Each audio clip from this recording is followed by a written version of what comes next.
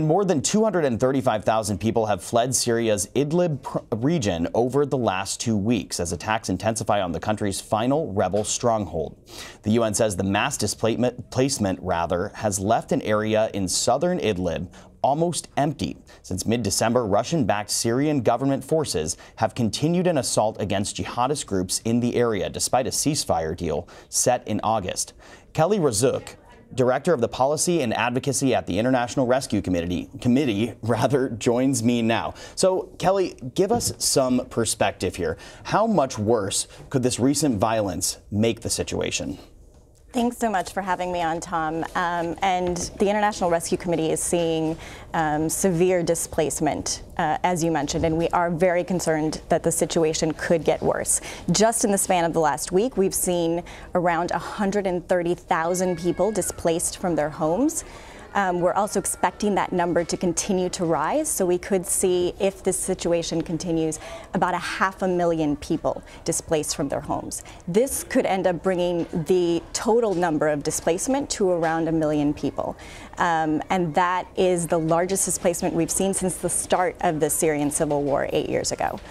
And it is winter. We are very concerned about what this means for the people fleeing their homes. It was 30 degrees last night in Idlib, and these are all really severe weather conditions and severe concerns for an already vulnerable population. Yeah, speaking of winter, those cold weather conditions, we're hearing reports of children having to sleep under olive trees in below freezing weather. So tell me more about some of those conditions. We know that these displacement camps are rarely hospitable for the most vulnerable people. Tell us more. Yes, exactly. We're hearing reports from the ground of children having to sleep under olive trees in these extreme weather conditions. We're also seeing severe malnutrition rates among children who are coming into our health facilities and our partner health facilities. We've seen those malnutrition numbers go up just in the last few months. And we're also seeing mothers who have tried to breastfeed their children are no longer able to even do that because they're so malnourished themselves. So they're giving their children things like herbal tea for their infants because they have no food. In lieu of breast milk. Exactly.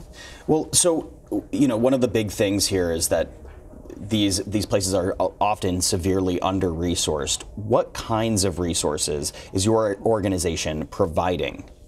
So our organization, the International Rescue Committee, is supporting health clinics. We're supporting efforts to reach these mothers and these children who are very vulnerable. Also, because of the nature of the Syrian crisis, we've had to re-examine how we do healthcare. So because static healthcare facilities have been specifically targeted by the Russians and Syrians, we've had to look at mobile health clinics. And so we've had to shift some of our resources into that, given the fact that we, as humanitarian workers, have been specifically targeted. We've had some of our ambulances hit, and these healthcare facilities continue to be targets, which is deeply concerning. So aside from the international aid groups, obviously governments, there should be some responsibility on behalf of governments to provide aid in these kinds of situations as well. We saw the president this week tweet, quote, "Russia, Syria, and Iran are killing or on their way to killing thousands of innocent civilians in Idlib province. Don't do it. Turkey is working hard to stop this carnage." Now, I want to talk about Turkey. Are they being as helpful as the president says? And what kind of action would you like to see from the United States? So Turkey has been very generous in welcoming refugees, and in many cases they've opened their borders and have welcomed them in.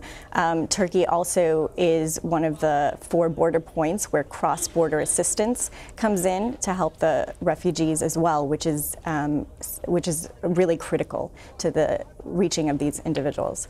In terms of what we'd like to see from the U.S., it's important for the U.S. as a UN Security Council member to continue pushing the Security Council to authorize the renewal of this resolution on cross-border assistance.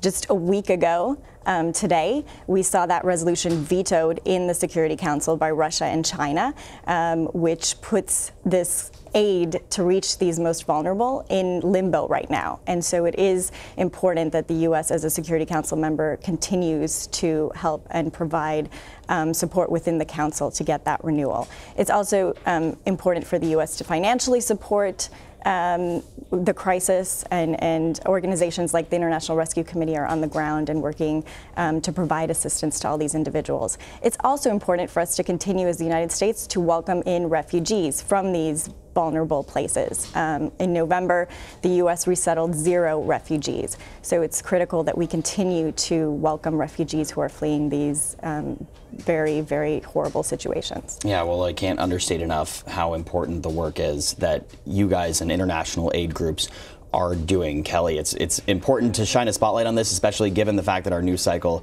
is consumed with impeachment, it's consumed with 2020. It's always important to shine a spotlight on this ongoing humanitarian crisis.